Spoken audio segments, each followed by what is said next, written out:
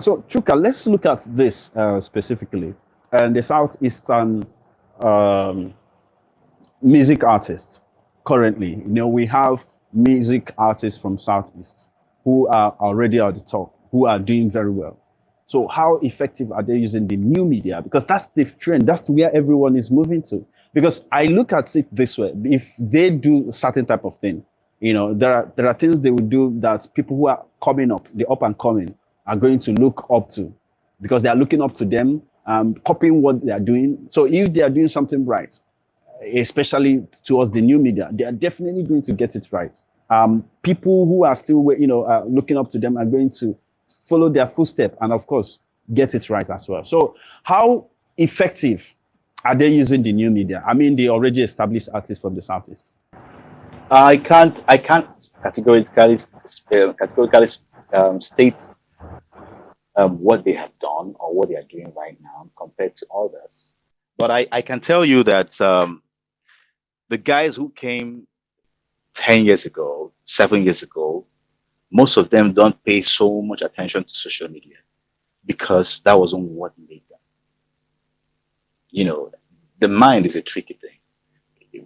Some people tell you, don't break it, don't fix it, it then broke. So if people feel that this is not what made me, I'm sticking to what made me, and it's working for me, I don't want to bother with this. Especially when they didn't, like I said earlier, every artist need to be able to open their minds and learn, research, study, understand the various aspects of the business or the aspects that surround and enhance the business of music for an artist. When you broaden your knowledge of what's going on, it opens you up. You are more willing to listen.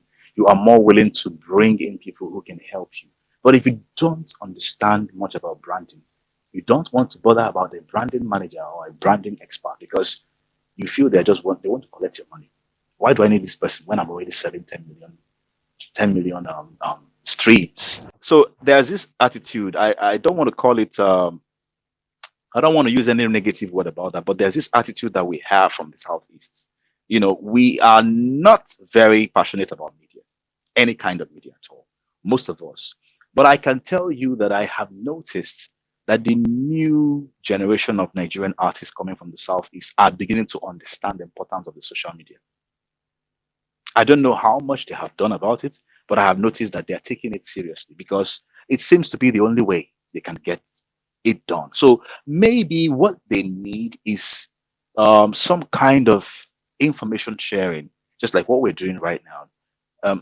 I hope this actually still catalyzes a lot of things that can happen in the future, where we begin to have summits and meetings and even more platforms like this on Twitter, where people are discussing issues relating to this. So these guys can actually gain access to useful information that can help their career because people do better when they know better. These guys probably don't know much about this. And if they get to adhere to the information they can grab from these places and apply to their career, it will make a huge difference. For now, everybody's on their own, but I have seen examples like Ugochi. She was here last week. I watched Ugochi use social media very effectively to build herself. Today, you can't say she's a nobody in the industry anymore because she has gained visibility. And I would say it was just solely by her own effort. But the truth is that she was able to capitalize on the opportunities she was getting. Tunde Ednot at some point picked her after she got involved in a competition. Like I said earlier, artists should be everywhere. Find yourself into whatever that is going on. Soloni Fanem, get involved in what is going on. If you hear about a music competition, don't be shy to go there. You never know what kind of exposure it can give you. Sometimes you just get exposure, learning experience. Other times, beyond learning experience, you get visibility. Sometimes you even win the prize. And when you win the prize, all eyes are on you, at least for a period. And funds coming. You might make enough money to actually promote yourself by yourself as a proper indie and probably have a team around you. So that was what she did. She involved herself in a competition on Twitter. I think, yeah, Twitter. I don't remember if she won it, but It she was on gained a lot. Instagram. Okay. She did a challenge on. You remember how that started? She did a challenge on a song by One Ticket, by Davido Okay. featuring Okay. Okay. Kiss Daniel. That was how it Okay. started. Okay. Okay. So from that, the rest is history. People saw her, liked her, but most importantly, gatekeepers saw her. People like Tunde not saw her and was particularly interested. I noticed how he kept on promoting her, telling everybody, this is one artist you guys need to hear. This girl is amazing. And when Today Not talks about you, everybody wants to know who you are. Then, but the most important part of this is that Ugochi was smart enough to know that this is where the work starts. I have to put in the work now and do my own thing, figure out ways to create something that can make me trend. There's something called tipping points, and you don't know what is going to be your tipping point. So you have to keep up putting things out there.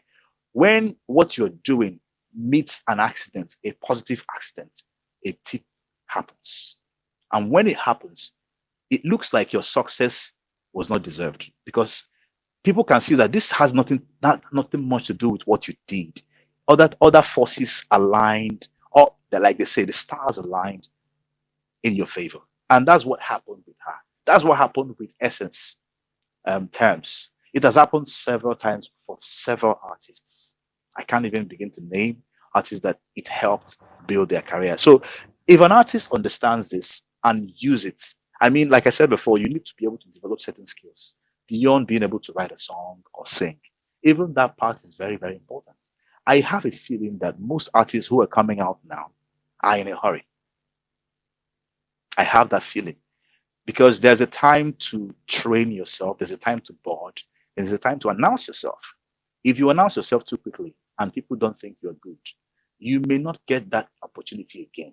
So it's better that you really, really do as much work as you can into molding yourself into an irresistible talent, an irresistible artist. But most people are in a hurry because the main thing is to blow. I won't blow. I won't blow. I remember the first time I saw Wizkid. He was probably 20 years old or 19 years old then. He was very young and he at that time he was already very good. Like he got into a studio where a recording was going on and he added his own flavor to the song and he transformed the song. Everybody were hailing him like, man, this guy, you're badass. So, and but he was just one small boy. So he had worked so hard. I learned that he had worked so hard. And that happened because he submitted himself to training. One of the things artists don't do today a lot is to find mentors. Go to a studio, go to a particular producer, serve under him if you can, learn from him. Learn everything, learn the ropes, even learn how to man that equipment, all that equipment, the doors, the computer, software, everything. Learn how to play an instrument. Let's learn as much as you can. If you can't learn all those things, at least serve. Sit there, learn, watch how they make music. You will learn so many things. People like Nice. That was exactly what made him. Let me tell you guys a very short story. In 2010, I went into a studio and I met a popular producer at that time. And we were talking about Nice and what had happened. Nice had a scandal about his wife and all that. So we're talking about what I went there for, but at the same time, we're talking about the industry. And while we were talking, he told me exactly how he built Nice, how Nice was there with him for years, learning the ropes, learning everything about music business, about artistry. And he poured himself into Nice, then produced the songs. And Nice became a hit. He said, when he was talking, he said, he was here just like this boy that is here now. And he pointed at a boy whose songs he was recording, a hip hop artist at that time. This was 2009-10. That artist is Odamide. Is a process. Olamide was sitting with him learning. I was there when he was mixing on Motorshow at that time. But look at Olamide today. That helped him. He learned how this works under somebody. It's easier that way. We need to embrace mentorship. We need to respect people who have come before us. Go to them, sit down and learn. That is the aspect of making good music because you might get the opportunity on the internet but your talent may not match it. Your talent may not be powerful enough to get the attention. So people were like, okay, this is what I try. Or when you are very good and then you get in the door, you get that opportunity, or you get retweeted by a big artist, that is it. You don't blow. If Thames wasn't special, and by some connection she was able to record that song with Wizkid, I don't think she would have gotten what she has today if she wasn't special. It's because her talent is amazing. I mean, she's not the only one that was featured in Wizkid's album.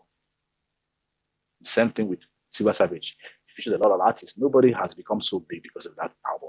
But Wizkid's album brought her out because she had something that was waiting. That she had something that was begging for attention. Although she was already getting traction with all the songs that she made before then, Try Me, Mr. Rebel, and the rest of them. She was already getting traction. But the truth is that people didn't know her even anything close to what's happening now. Thames is the biggest sensation from Africa right now. And this was what happened. So, yeah, I think that social media part